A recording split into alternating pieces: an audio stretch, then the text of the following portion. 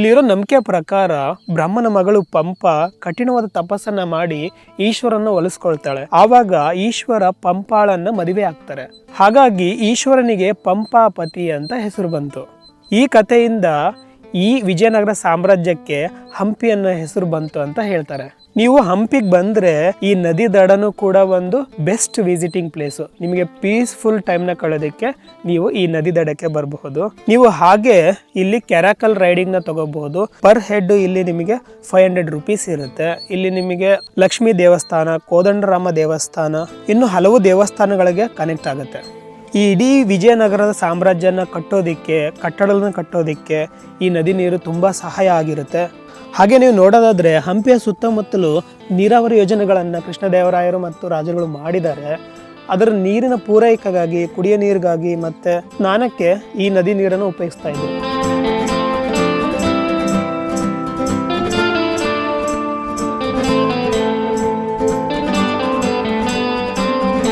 ಸ್ವಾಗತ ಸ್ನೇಹಿತರೆ.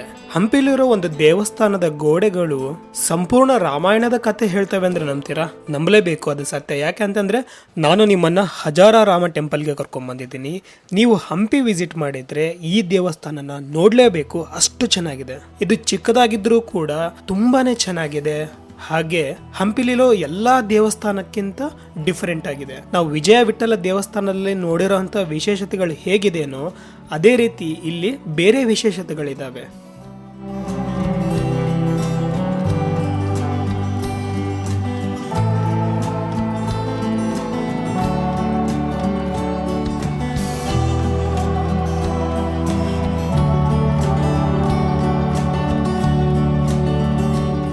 ಈ ದೇವಸ್ಥಾನ ಪ್ರೈವೇಟ್ ದೇವಸ್ಥಾನ. ಯಾರಿಗೆ ಅಂತ ಅಂದರೆ ರಾಜಮನೆ ತಂದವರಿಗೆ.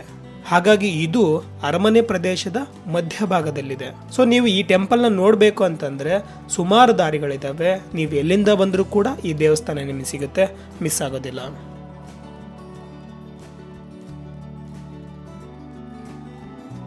ಸ್ನೇಹಿತರೆ, ಈ ಹಜಾರ ರಾಮ ದೇವಸ್ಥಾನ ಅಂದರೆ ಹಜಾರ ಅಂದ್ರೆ ಸಾವಿರ ರಾಮ ಅಥವಾ 1000 ಕಲಾಕೃತಿಗಳನ್ನು ಒಳಗೊಂಡಿರುವಂತಹ ದೇವಸ್ಥಾನ. ಹಾಗಾಗಿ ಇದನ್ನ ಹಜಾರ ರಾಮ ಟೆಂಪಲ್ ಅಂತ ಕರೀತಾರೆ. ಅಲ್ಲದೆ ಇದು ಅರಮನೆ ಪ್ರದೇಶದಲ್ಲಿರೋದ್ರಿಂದ, ರಾಜರು ಓಡಾಡೋ ಸ್ಥಳ ಆಗಿರೋದ್ರಿಂದ ಅದನ್ನ ಹಜಾರ ಅಂತ ಕರೀತಾ ಇದ್ರು. ಹಾಗಾಗಿ ಇದಕ್ಕೆ ಹಜಾರ ರಾಮ ಟೆಂಪಲ್ ಅಂತಾನೂ ಕರಿತಾ ಇದ್ರು. ಈ ದೇವಸ್ಥಾನ ಸುಮಾರು 15ನೇ ಶತಮಾನದಲ್ಲಿ ಆರಂಭ ಆಗಿತ್ತು. ಆಗಿನ ಕಾಲದ ರಾಜ ಮುಮ್ಮಡಿ ದೇವರಾಯ ಇದನ್ನ ಕಟ್ಟಿಸಿದ್ದು.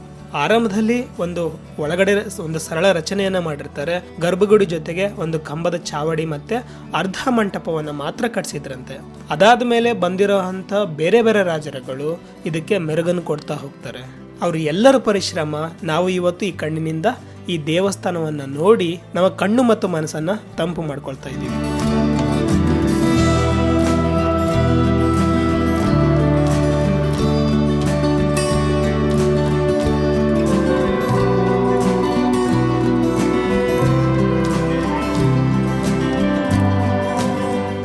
ನಾನು ಮೊದಲೇ ಹೇಳಿರೋ ಹಾಗೆ ಈ ದೇವಸ್ಥಾನದ ಗೋಡೆಗಳು ಶ್ರೀ ರಾಮಾಯಣದ ಕಥೆಯನ್ನ ಹೇಳ್ತವೆ.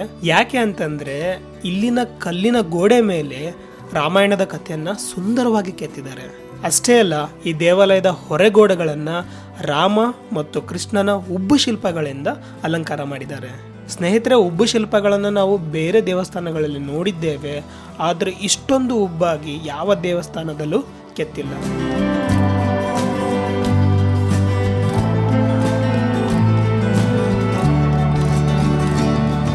ದೇವಸ್ಥಾನದ ಮುಂಭಾಗ ಶ್ರೀರಾಮನ ಕಲ್ಯಾಣೋತ್ಸವದ ಸಂಗತಿಗಳನ್ನು ನೋಡಬಹುದು. ಹಾಗೆ ನೀವು ನೋಡೋದಾದ್ರೆ 3 ಸ್ಟೆಪ್ಸ್, 3 ಲೈನ್ ಅಲ್ಲಿ ನಿಮಗೆ ರಾಮಾಯಣದ ಕಥೆಯನ್ನ ಹೆಣಿತಾ ಹೋಗಿದ್ದಾರೆ ಈ ಉಬ್ಬು ಶಿಲ್ಪಗಳಿಂದ.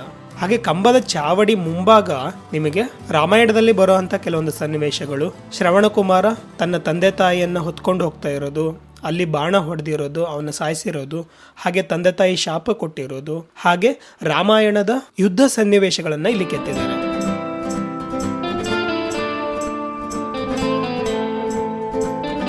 ಅಷ್ಟೇ ಅಲ್ಲ ಸ್ನೇಹಿತರೆ, ನೀವು ದೇವಸ್ಥಾನದ ಹೊರಗಡೆ ನೋಡಿದ್ರೆ ವಿಜಯನಗರ ಕಾಲದ ಜೀವನ ಶೈಲಿಯನ್ನ ಕೆತ್ತಿದ್ದಾರೆ. ಅದರಲ್ಲಿ ಹೇಳೋದಾದ್ರೆ ದಸರಾ ಸಮಯದಲ್ಲಿ ನಡೀತಿದ್ದಂತಹ ಕಾರ್ಯಕ್ರಮಗಳು, ಅಲ್ಲಿ ಭಾಗವಹಿಸಿದ್ದಂತಹ ಕುದುರೆಗಳು, ಆನೆಗಳು, ಪರಿಚಾರಕರು, ಸೈನಿಕರು ಮತ್ತೆ ಮಹಿಳೆಯರ ನೃತ್ಯಗಳನ್ನ ನೀವು ಈ ಕಲ್ಲಿನಲ್ಲಿ ನೋಡಬಹುದು. ಇಡೀ ಭಾರತದ ಯಾವುದೇ ದೇವಸ್ಥಾನದಲ್ಲಿ ನೋಡಿದ್ರೆ ನಿಮಗೆ ಇಲ್ಲಿರೋ ಕೆತ್ತನೆಗಳು, ಗೋಡೆ ಮೇಲೆ ಮಾಡಿರಂತಹ ಈ ಉಬ್ಬು ಕೆತ್ತನೆಗಳು ತುಂಬಾ ವಿಸ್ತಾರವಾಗಿದೆ. ಅಷ್ಟೇ ಅಲ್ಲ, ಉತ್ತರ ದಿಕ್ಕಿಗೆ ನಿಮಗೆ ಒಂದು ವಿಸ್ತಾರವಾದ ಹುಲ್ಲು ಹಾಸನ ಮಾಡಿದ್ದಾರೆ, ಅಂದ್ರೆ ಪಾರ್ಕ್. ಈ ದೇವಸ್ಥಾನದ ಒಳಭಾಗ ಹೋದ್ರೆ ಅಲ್ಲಿ ನಿಮಗೆ ಕಪ್ಪು ಕಲ್ಲಿಂದ ಅಲಂಕಾರ ಮಾಡಿರುವಂತ 4 ಕಂಬಗಳು ಸಿಗುತ್ತೆ. ಅದು ತುಂಬಾ ವಿಶಿಷ್ಟವಾಗಿದೆ. ಹಾಗೆ ನೀವು ಗರ್ಭಗುಡಿ ಒಳಗೆ ಇಣಿಕಿ ನೋಡಿದ್ರೆ ಅಲ್ಲಿ ಏನು ಇಲ್ಲ, ಖಾಲಿ ಪೀಠ 3 ಇದಾವೆ. ಅದರಲ್ಲಿ ಆಗಿನ ಕಾಲದಲ್ಲಿ ಶ್ರೀರಾಮ, ಶ್ರೀ ಲಕ್ಷ್ಮಣ ಮತ್ತು ಸೀತಾಮಾತೆಯ ವಿಗ್ರಹಗಳನ್ನು ಇಟ್ಟು ಪೂಜಿಸ್ತಾ ಇದ್ರು ಅಂತ ಹೇಳ್ತಾರೆ.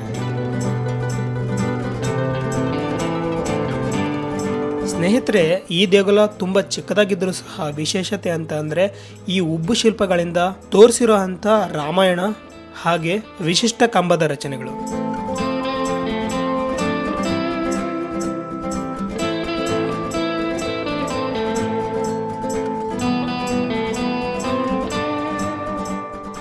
ಈ ದೇವಸ್ಥಾನವನ್ನ 1 ಗಂಟೆ ಅಥವಾ 1.5 ಗಂಟೆನಲ್ಲಿ ಸಂಪೂರ್ಣವಾಗಿ ನೋಡಬಹುದು.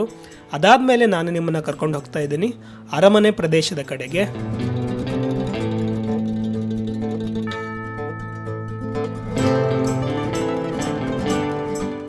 ಸ್ನೇಹಿತರೆ, ಹಜಾರಾರಾಮ ಟೆಂಪಲ್ ರಾಯಲ್ ಎನ್ಕ್ಲೋಸರ್ ನಲ್ಲಿದೆ, ಅಂದ್ರೆ ಅರಮನೆ ಆವರಣದಲ್ಲಿದೆ. ಈ ಅರಮನೆ ಆವರಣ 59,000 ಚದರ ಮೀಟರ್ ವಿಸ್ತೀರ್ಣವಾಗಿದೆ, ಅಷ್ಟು ದೊಡ್ಡದಾಗಿದೆ.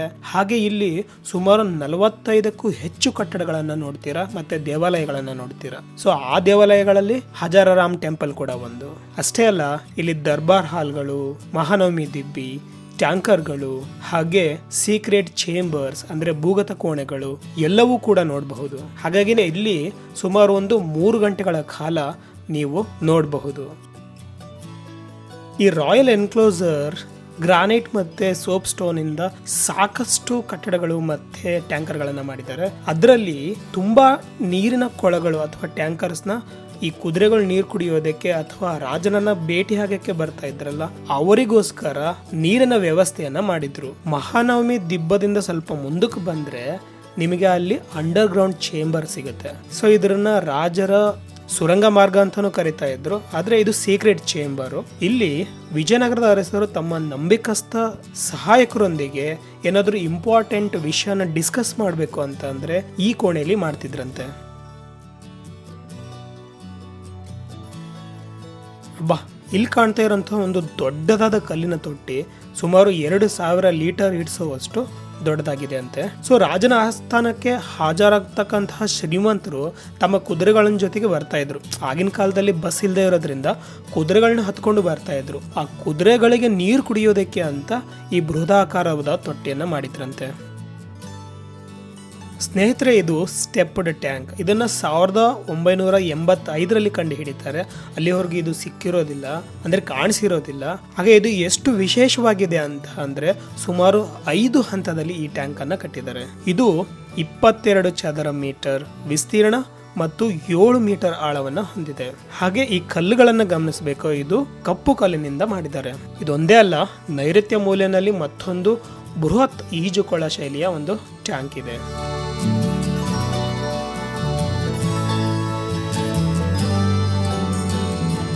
ಹಂಪಿಲಿ ನೀವು ನೋಡ್ಲೇಬೇಕಾಗಿರೋಂತಹ ಮತ್ತೊಂದು ವಿಶೇಷ ಸ್ಥಳ ಅಂತ ಅಂದ್ರೆ ಅದು ಮಹಾನವಮಿ ದಿಬ್ಬಿ. ನೀವು ರಾಯಲ್ ಎನ್ಕ್ಲೋಸರ್ ಅರಮನೆ ಆವರಣದಲ್ಲಿ ನೋಡೋದಾದ್ರೆ ತುಂಬಾ ದೊಡ್ಡದಾಗಿರೋಂತಹ ಒಂದು ಸ್ಟೇಜ್ ಕಾಣಿಸುತ್ತೆ, ಅದೇ ಮಹಾನವಮಿ ದಿಬ್ಬಿ.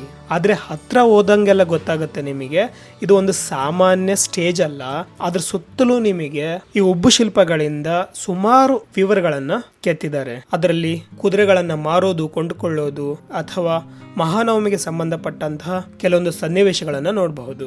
ನೀವು ನೇರವಾಗಿ ಅದರ ಮುಂಭಾಗದಿಂದ ಹತ್ತಬಹುದು. ಹತ್ತಿದ ಮೇಲೆ ನಿಮಗೆ ಗೊತ್ತಾಗುತ್ತೆ ಹಿಂದ್ಗಡೆ ಇನ್ನೊಂದು ಮೆಟ್ಲಿದೆ ಅಂತ ಹೇಳ್ಬಿಟ್ಟು. ನಾನಿಲ್ಲಿ ಕೇಳಿರೋ ಪ್ರಕಾರ ಆಗಿನ ಕಾಲದಲ್ಲಿ ನಡೀತದಂತಹ ಸಾಂಸ್ಕೃತಿಕ ಕಾರ್ಯಕ್ರಮಗಳಲ್ಲಿ ಏನಾದ್ರೂ ಸಹಾಯಕ್ಕೆ ಅಥವಾ ಕೆಲವೊಬ್ರು ಸ್ಟೇಜ್ಗೆ ಬರ್ಬೇಕಾದಾಗ ಆ ಹಿಂದ್ಗಡೆ ಇರೋಂತಹ ಮೆಟ್ಟಿಲ್ಗಳಿಂದ ಬರ್ತಾ ಇದ್ರಂತೆ. ಅಷ್ಟೇ ಅಲ್ಲ ಸ್ನೇಹಿತರೆ, ವಿಜಯನಗರ ಸಾಮ್ರಾಜ್ಯದಲ್ಲಿ ವಿಶೇಷವಾದಂತಹ ಹಬ್ಬ ಅಂತ ಅಂದ್ರೆ ವಿಜಯದಶಮಿ ಅಂದ್ರೆ ದಸರಾ ಹಬ್ಬ.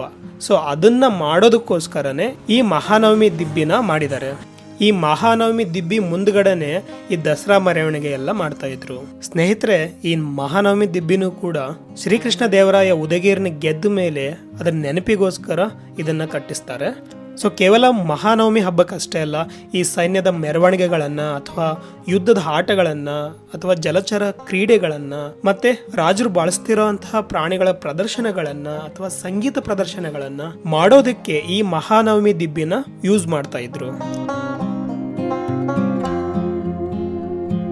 ಸ್ನೇಹಿತರೆ, ಈ ಸ್ಟೆಪ್ಡ್ ಟ್ಯಾಂಕ್ ಹತ್ರ ನೀವು ನೋಡೋದಾದ್ರೆ ಗೊತ್ತಾಗುತ್ತೆ ಎಷ್ಟು ಚೆನ್ನಾಗಿ ನೀರಾವರಿಯನ್ನ ಮಾಡಿದ್ರು ಆಗಿನ ಕಾಲದ ರಾಜರುಗಳು ಅಂತ. ಸೊ ಇಲ್ಲೆಲ್ಲ ನೋಡ್ಬೋದು ನೀವು, ಇದು ಕಲ್ಲಿನ ಕಾಲುವೆಗಳು. ಇದ್ರ ಮುಖಾಂತರ ನೀರು ಸತತವಾಗಿ ಹರಿದು ಈ ಎಲ್ಲಾ ಟ್ಯಾಂಕ್ ಗಳಿಗೆ ಸಪ್ಲೈ ಆಗ್ತಾ ಇತ್ತು.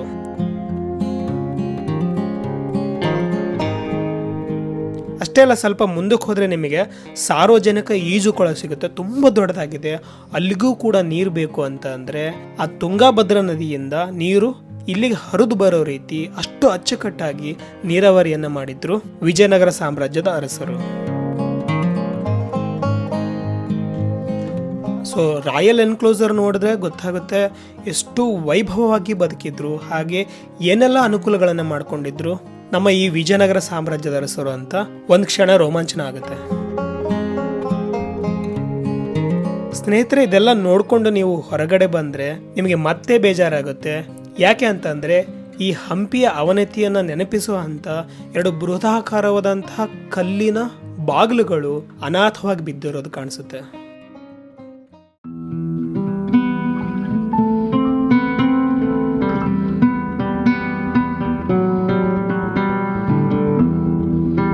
ಸ್ನೇಹಿತರೆ, ರಾಜ ಪ್ರದೇಶದಲ್ಲಿ ಹಜಾರಾರಾಮ್ ಟೆಂಪಲ್ ಹತ್ರನೇ ನಿಮಗೆ ಕಮಲಾ ಮಹಲ್ ಅಥವಾ ಲೋಟಸ್ ಮಹಲ್ ಸಿಗುತ್ತೆ. ಇದನ್ನು ಕೂಡ ನೀವು ನೋಡ್ಲೇಬೇಕಾಗಿರುವಂತ ಸ್ಥಳ ಈ ಹಂಪಿಲಿ. ಕೃಷ್ಣದೇವರಾಯರು ತನ್ನ ಸಮಯದಲ್ಲಿ ರಾಣಿಯರಿಗೋಸ್ಕರ ಈ ಲೋಟಸ್ ಮಹಲ್ ನ ಕಟ್ಟಿಸ್ತಾರೆ. ಇದು ಯಾವ ರೀತಿ ಇದೆ ಅಂತ ಅಂದ್ರೆ, ಆಗಿನ ಟೈಮ್ ನಲ್ಲಿ ಹವಾ ನಿಯಂತ್ರಿತ ಅಂದ್ರೆ AC ಏರ್ ಕಂಡೀಷನ್ಡ್ ಕಟ್ಟಡ ಇದಾಗಿದೆ. ಕೃಷ್ಣದೇವರಾಯರ ಆಡಳಿತದಲ್ಲಿ ರಾಜಮನೆತನದ ಸ್ತ್ರೀಯರಿಗೋಸ್ಕರ ಈ ನಿವಾಸವನ್ನ ಕಟ್ಟಿಸ್ತಾರೆ. ಇದು ಕಂಪ್ಲೀಟ್ ಏರ್ ಕಂಡೀಷನ್ಡ್ ಅಂದ್ರೆ ಹವಾ ನಿಯಂತ್ರಿತ.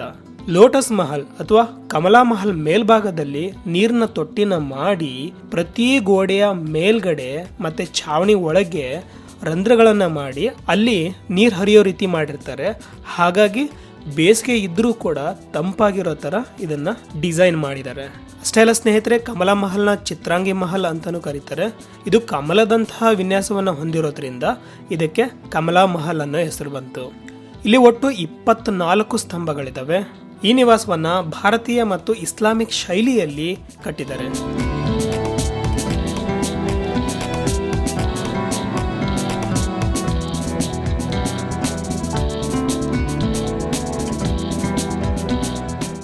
ಕಮಲಾ ಮಹಲ್ ಪಾರ್ಕ್ ಇಂದ ಸ್ವಲ್ಪ ನಡ್ಕೊಂಡು ಹೋದ್ರೆ ನಿಮಗೆ ಗಜಶಾಲೆ ಸಿಗುತ್ತೆ. ಸ್ನೇಹಿತರೆ, ನಾವೀಗ ಆನೆಲಾಯ ಅಥವಾ ಎಲಿಫೆಂಟ್ ಸ್ಟೇಬಲ್ ಅಂತ ಕರಿತೀವಿ, ಆ ಜಾಗದಲ್ಲಿದ್ದೀವಿ.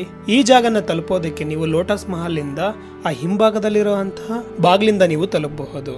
ಸೊ 1565ರಲ್ಲಿ ನಡೆದ ಯುದ್ಧದ ಎಫೆಕ್ಟು ಇದ್ರ ಮೇಲೂ ಕೂಡ ಆಗಿದೆ. ಆದ್ರೆ ಎಲ್ಲಾ ದೇವಸ್ಥಾನಗಳ ಹಾಗೆ ಇದು ತುಂಬಾ ನಾಶವಾಗಿಲ್ಲ.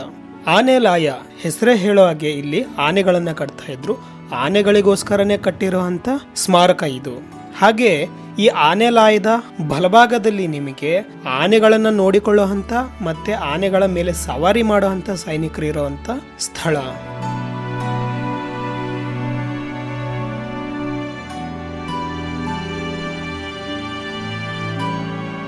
ಸ್ನೇಹಿತರೆ, ಇದರ ಇತಿಹಾಸ ನೋಡೋದಾದ್ರೆ ಇದನ್ನು ಕೂಡ 15ನೇ ಶತಮಾನದಲ್ಲಿ ಕಟ್ಟಿದ್ದಾರೆ. ಅಂದ್ರೆ 600 ವರ್ಷ ಹಳೆಯದು. ಇದನ್ನ ಇಂಡೋ ಇಸ್ಲಾಮಿಕ್ ವಾಸ್ತುಶೈಲಿಯಲ್ಲಿ ಕಟ್ಟಿದ್ದಾರೆ. ಆದ್ರೆ ನಿಮಗೆ ಮಧ್ಯಭಾಗದಲ್ಲಿರುವಂತ ಆನೆಲಾಯದ ಗೋಪುರ ಕಂಪ್ಲೀಟ್ ಆಗಿ ಹಂಪಿಯ ವಾಸ್ತುಶಿಲ್ಪವನ್ನ ಹೋಲುತ್ತೆ. ಹಾಗೆ ಅಕ್ಕಪಕ್ಕದಲ್ಲಿರೋದು 5 ಮತ್ತು 5 ಇಂಡೋ ಇಸ್ಲಾಮಿಕ್ ಗೋಪುರಗಳು. ಅಂದ್ರೆ ಟೋಟಲ್ ಆಗಿ ಇಲ್ಲಿ 11 ಗೋಪುರಗಳಿದಾವೆ. ಆದ್ರೆ ಎಷ್ಟು ದೊಡ್ಡದಾಗಿತ್ತು ಈ ಸ್ಥಳ ಅಂತ ಅಂದ್ರೆ ಒಂದೊಂದು ಕೋಣೆನಲ್ಲಿ 2 ಆನೆಗಳನ್ನ ಕಟ್ಟಬಹುದು, ಅಷ್ಟು ದೊಡ್ಡದಾಗಿದೆ.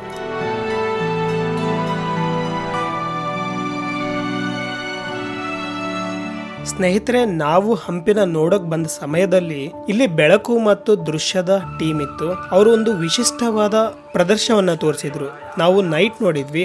ಎಷ್ಟು ಚೆನ್ನಾಗಿತ್ತು ಅಂತಂದ್ರೆ ಲೈಟ್ ಮತ್ತೆ ಸೌಂಡ್ ನ ಬಳಸ್ಕೊಂಡು ಈ ಕಂಪ್ಲೀಟ್ ವಿಜಯನಗರ ಸಾಮ್ರಾಜ್ಯದ ಇತಿಹಾಸವನ್ನ ನಿಮಗೆ ಒಂದು ಫಿಲಂ ರೂಪದಲ್ಲಿ ತೋರಿಸ್ತಾರೆ. ಅದು ನನ್ನ ಮೊದಲನೇ ಅನುಭವ ಆಗಿತ್ತು. ಹಾಗಾಗಿ ತುಂಬಾನೇ ರೋಮಾಂಚನ ಅನಿಸ್ತು.